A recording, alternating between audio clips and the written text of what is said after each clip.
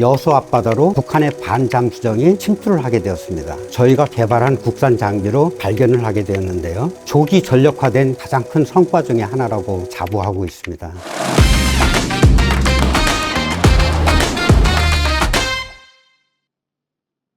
안녕하세요.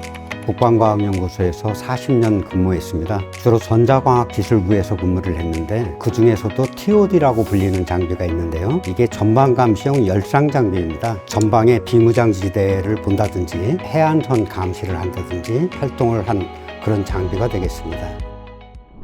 모든 물체가 에너지를 냅니다. 예를 들어 제 얼굴도 에너지를 내고 있고 옷도 에너지를 내고 있는데 차이가 있는 것이죠. 이런 에너지의 차이를 영상으로 만들어주는 장비인데 주간이나 야간이나 할 것 없이 같이 관측을 할 수 있다는 좋은 장점을 가지고 있습니다. 그리고 이 장비 기술을 기반으로 해서 전차라든지 장갑차, 해군의 함정, 공군의 전투기 등에도 이것들이 탑재가 돼서 점점점 발전하게 된 거죠. 처음에는 수킬로 정도였지만 요즘에는 위성에 탑재해서 수백 킬로까지 이렇게 볼 수 있는 그런 능력으로 발전하게 되었습니다. 국방부에서 추진하는 과제는 두 가지가 있습니다. 무기체계 개발이 있고 핵심 기술 과제가 있습니다. 그래서 핵심 기술 과제로 열 영상 기술을 저희가 확보하고 있는 중이었습니다. 그런데 1992년도 봄에 전방에 철책선으로 무장공비 3명이 들어왔습니다. 바로 그 전에 열영상 장비를 도입해서 사용을 하고 있었는데 열상 장비로 무장공비 3명이 한밤중에 침투하는 것을 발견을 했고 사살하는데 굉장히 큰 공헌을 해왔습니다. 그러다 보니까 도입 장비에 대한 수요가 점차적으로 많아지게 된 거죠. 외국 수출 회사는 우리가 부르는 것이 값이 된다 이렇게 생각을 하지 않겠습니까? 최초 도입 때보다 2배 정도 가격을 올렸습니다. 그래서 육군이나 국방부가 여기에 대해서 고민을 굉장히 많이 하게 된 거죠. 국방과학연구소가 마침 그런 기술을 비교적 좀 빠르게 개발했다는 소식을 듣고 이걸 전체적으로 국산화하도록 이렇게 지시를 하게 된 것입니다.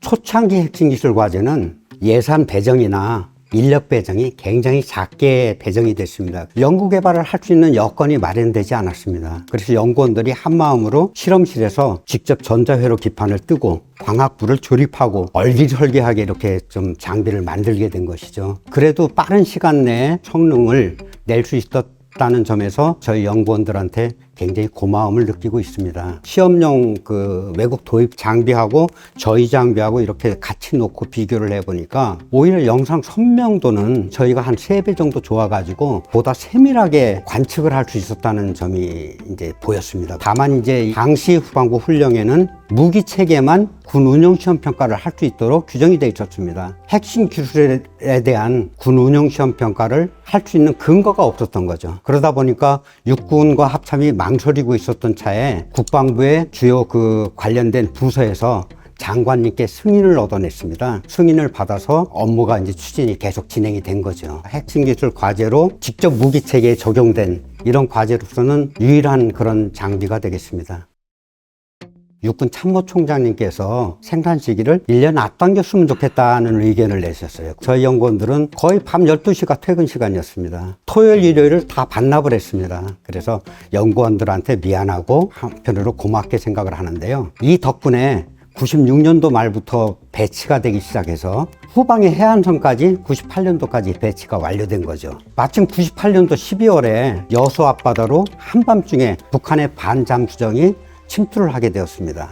육군 소초에서 저희가 개발한 국산 장비로 이걸 처음에 발견을 하게 되었는데요. 육해공 합동작전으로 이 반잠수정을 격침하게 되었습니다. 조기 전력화된 가장 큰 성과 중에 하나라고 저희는 자부하고 있습니다.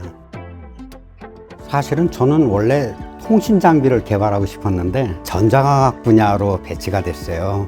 그래서 아주 미약한 빛을 증폭해서 보는 광증폭 야시 장비라고 하는데 개발하는 데 참여를 했었습니다. 근데 당시 실장님께서 앞으로 미래의 발전은 열 영상 장비다. 주력 장비로 개발해보자. 이렇게 판단을 하시게 되었어요. 지휘자가 미래를 내다보고 전력 발전을 위해서 고민을 하고 장비를 개발케 하는 이런 마인드가 굉장히 중요하다고 생각을 하고요. 미래를 내다볼 수 있는 핵심 전력 개발, 이것이 좀 선행돼야 된다고 생각을 하고 있습니다.